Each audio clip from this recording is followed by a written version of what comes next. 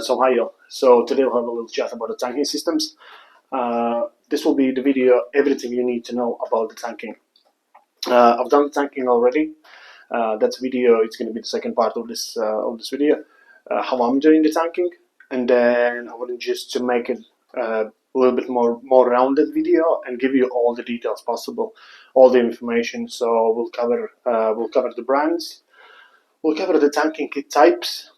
We'll cover the situations and maybe something else if I remember it. How to use it as well. We'll start with the main bit. Should you use a tanking kit in your bathroom? Yes, but the new building regs in UK, all the new builds need to be tanked, and if you're renovating the bathroom, you need to do the tanking as well. So there's few different situations you can have. You can have a new build. Obviously, that would be done probably in a green plasterboard. Then it could be skimmed, or if you're removing old tiles, you can have just a white plasterboard, standard plasterboard, which I would suggest to replace. But if you're tiling the whole bathroom and you don't want to do it, you can get away with using a tanking kit. So there's two main differences. It's water permeable bases or waterproof bases. So we're talking, skimmed, standard plasterboard, actually like a brick with a render, yeah. So it is water permeable as well. So the water will seep into the brick and actually on the other side of the wall. If it's internal wall, the paint's gonna peel off and the salts will seep through. So you need to tank that as well. Then the waterproof stuff, we're talking, actually made a note, yeah. So aqua board, cordy board, fire rated board, thermal board, cement board, and I think, yeah, well, there's I think there's tens of names, yeah, but it's just different types. So the cement board is actually, it's like a plaster board but made with the cement and little polyurethane balls in it for the lightness. It comes in a 8x4 sheet, and it's actually like a full sheet of plasterboard. Then I personally use this thermal board. Yeah, I love this stuff. It's sturdy enough, super easy to use. It comes in a smaller pieces, so I can just put it in my car. I don't have a big van. Easy to transport, easy to handle. It's lightweight. It is easy to cut. Just scrape it with a knife, snap it, cut the other side. That's it. So the situations will vary, but you can use any tanking kit on any situation. So the tanking kits, yeah, there's about 10 of them available in Ireland. Mappe comes with different tape. Okay, so we'll cover the tape separately. So Mappe, Jackboard, Aquatank, Bottomant, ABC, Everbuild, Larsen, Alphachem. So that's an Alphachem. Aquatank, that's my favorite brand, and then I'll explain why in a minute. So those are different types. As far as it goes in liquid membranes, there's only two differences. They're both liquid membranes, but Bottomant brand, maybe some other ones, they have quartz sand in it, so it's a sharp sand, so it makes the surface really, really grippy. Other brands, they come in various color, but they all basically same stuff. Then the tapes. There's three main tape types. One of them is the one that I love to use is this sticky stuff. Yeah? The sticky tape. Stick it on, and that's it. So that's not going to come apart. Then there's a Mappe tape. I will put a screenshot somewhere.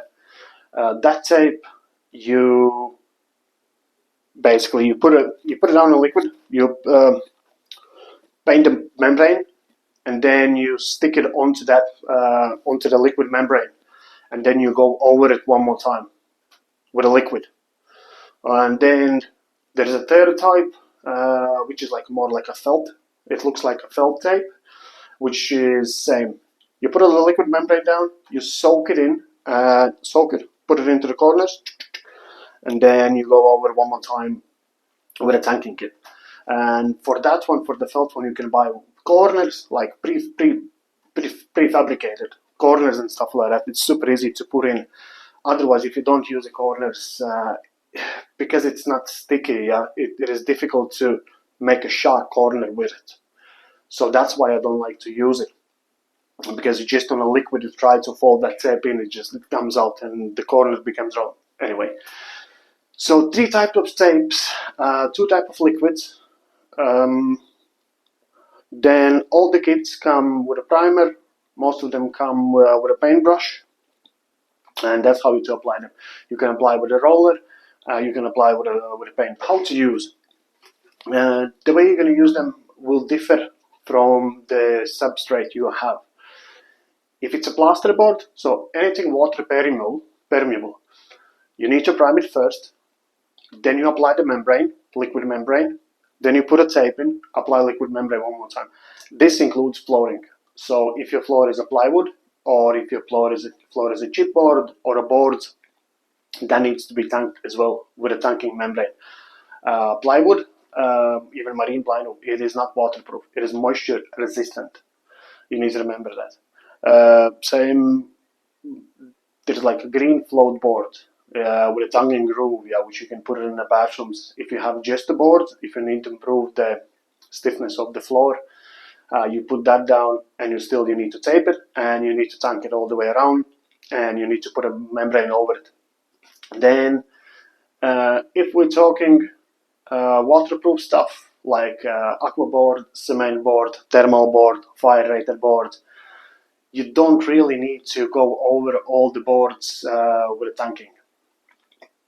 Basically, it's waterproof. It's 100% waterproof. So how I do, I just tape all the corners, seams, and screws. And I like to go over liquid membrane over the tape. You really, if you don't want to waste the money, if you're on a budget, you can get away with just the tape. But if you're using one of these waterproof boards, just tape them, and that's it. And that makes it 100% waterproof. And it's only needed for permanently wet areas. Yeah, a little bit sweating. Summer finally arrived to Ireland. So permanently wet areas, wet rooms, obviously the floors, around the bath, around the shower. Yeah. So that's what you need to tank. Then there's another bit, a classy seal. That's what you're putting around the shower tray and around the baths. Okay, so I think I covered all the basics. And now we're going to cut to the video that I filmed just earlier today. Okay, thanks. Where to use it? So we'll start with the wet rooms. If it's a wet room, permanently wet area, where the showers is, up to the shower screen a little bit behind. For the floor, I'll use it all the way around the perimeter, because you'll be surprised that if you have a tiny leak, it's not even a leak. Let's say if you don't silicone the bottom, if you have a grout there, the stuff moves. And the tiling is not 100% waterproof, so the water can seep in a corner, in a grout, and it can travel all the way around to the other side of the bathroom, and it can start to drip on the downstairs ceiling in another corner. And trust me, give it a few years, and the ceiling is going to come down. It's going to rot through. That's a fact. I will put a few pictures up with a fully tanked bathrooms that I've done before. This is going to be a slightly different case because we have a shower tray and we have a high shower tray. So so if you're using for the wet areas, wet rooms, all the floor, all the corners, all the seams, all the way around. And even for the normal bathrooms, I still like to do all the floor, because my waste for the sink will start to, drip with the time. The system for the toilet, it can have a condensation. It will drip down and behind the toilet, seep through the corner, and trust me, like give it 3-4 years, 5 years time. And if it's a chipboard, the green board, the moisture resistant one, it will be damaged. It is going to fall apart. So next, shower trays. If you're using a low profile shower tray, which sits on a cement bed, I wouldn't be worried about it. I would just do all the way around the perimeters, corners, seams, screws, and I would just put a shower tray down, and then I would fill the gap all the way around, pump it in full with silicone. So let me explain you why. Okay, hopefully you'll see. So that is your wall, that's your floor. When you're going to put a shower tray down, there will be a gap like that. This needs to be pumped, and when you're putting a tile on, leave like 1 millimeter up. I like to leave at least 1 millimeter. So let's say your tile is going to go like that, and then I would pump it full with silicone, because it can travel all the way around the shower tray and leak out on the side. For this specific shower tray, because it's a high shower tray, I will be using a classy seal. So anything that's not sturdy, anything that's not on 100% on the floor in a cement bed, so like a bathroom and raised shower trays, you need to use a classy seals. Silicone will not do. The baths, the shower trays, they need to be silicone every few years. The silicone comes loose. 3-4 years time, and that's it. Give it another 3 years and your walls or floor is rotten. Okay, so I'm using this brand, a classy seal. How this stuff works is you stick it around the shower tray. So this side comes to the shower tray, and then you stick this side, the other side, to the wall. And basically when you tile it, the tile sits over it like that. So what I do, because this is not so you can see.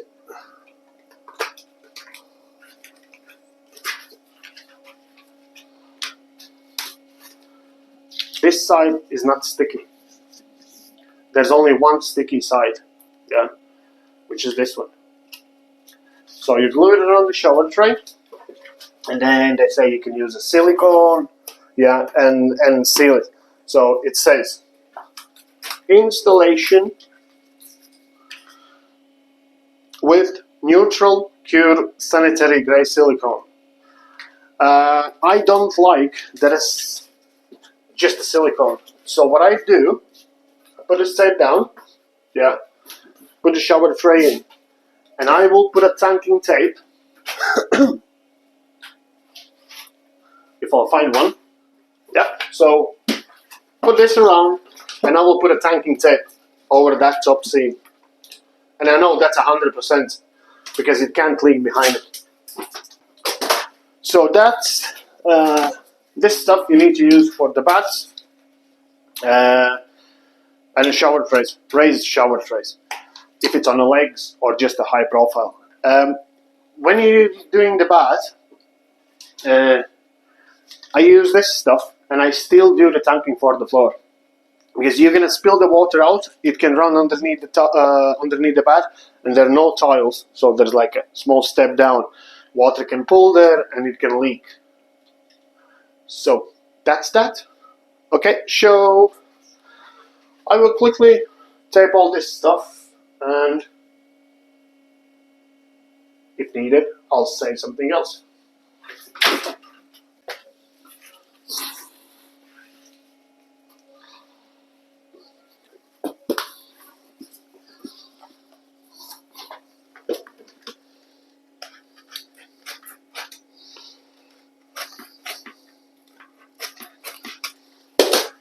To do the corners is quite tricky, so the way I do it, you fold the tape in half, don't peel off the whole thing. Okay, it's going to be easier with this side. Peel off a little bit, and then put it on the floor. So let's do it. Obviously make sure it's clean, dry. I hoovered it before, yeah, all the corners, and I know the tape's gonna stick to it nicely.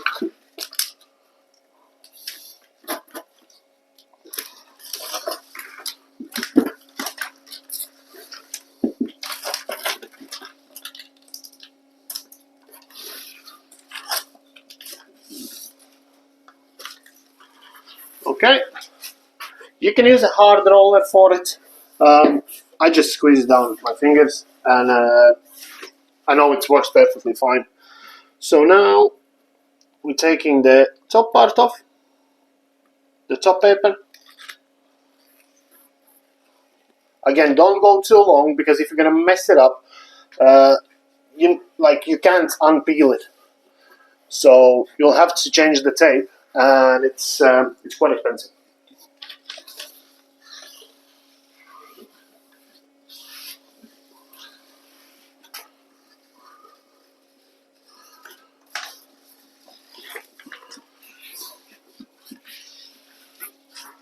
Okay, that's number one.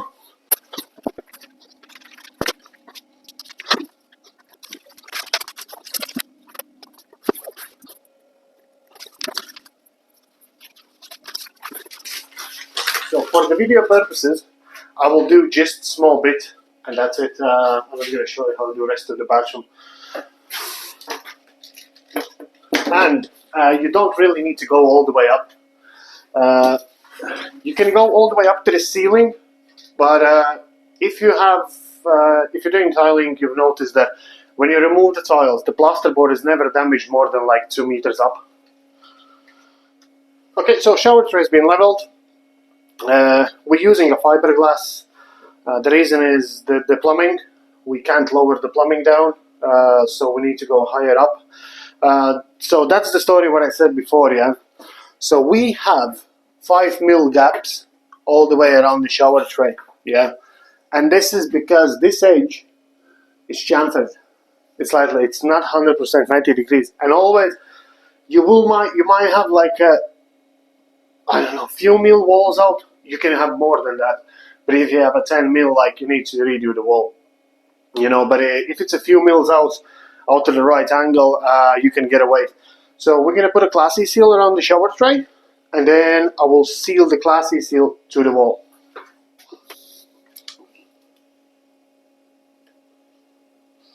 So when I'm putting a classy seal on, what I'm looking for is that the black sticky rubber is higher than a shower tray. So if it's going to be lower, it will create a small groove gap that if you're not going to fill it in 100%, yeah, it's going to create a channel for the water to flow. So that's the stuff. That's how it works. I need to drill the hole for the waste and connect the waste first. Then, if you're putting it with a silicone, this corner, you need to be really careful with it, always. Because this rubber, it's a bit shorter and it creates a roundness, so there potentially can be a gap. So what I do, when I've put this on, yeah, I just fold it the other way around. So it stretches a bit, and you can use a heat gun slightly for it to stretch out a bit more. So like I mentioned before, use a heat gun, heat the rubber slightly so it relaxes and expands a bit more, so you can squeeze it tight into the corner, yeah?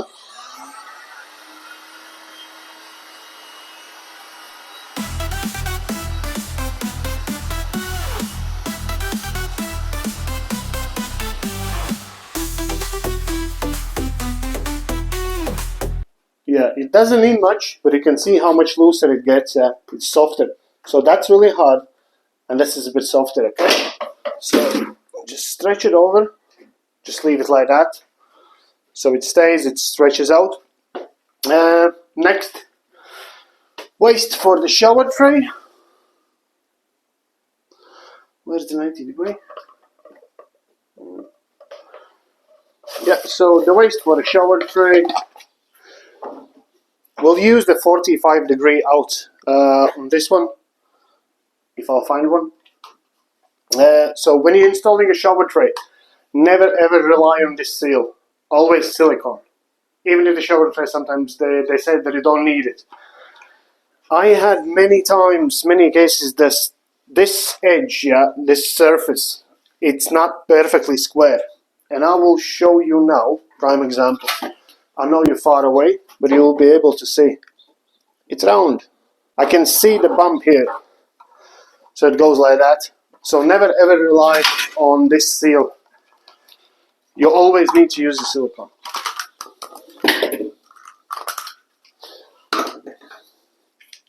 So I'll use silicone on top of the washer, like on top and the bottom of the washer. My favorite silicone is, not that anyone asked, so Bostik Sun 60 sanitary silicone, proven one of the best adhesion silicone. Tech 7, Tech 7 let me down once. I had problems with it.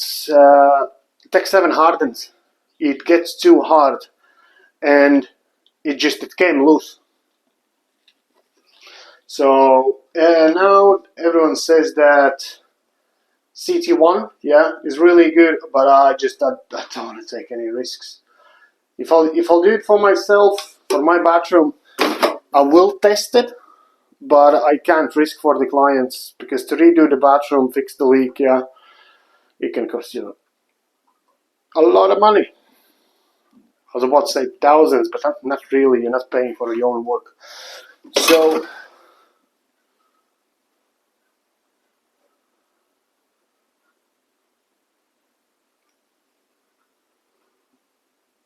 okay, just came to end. I think that's enough. We'll put this on in a 45 degree. They have 45-degree attachment, then not attachment.